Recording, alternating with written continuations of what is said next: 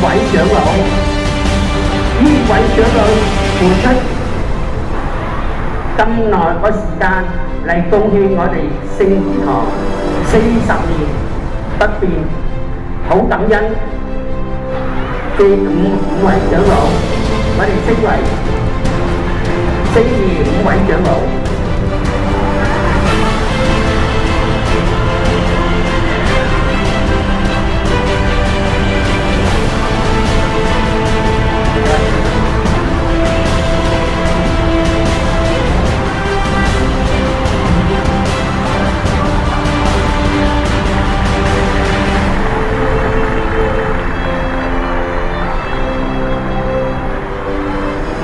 師傅咁多年嚟一直係栽培，聖義武館經歷過不少，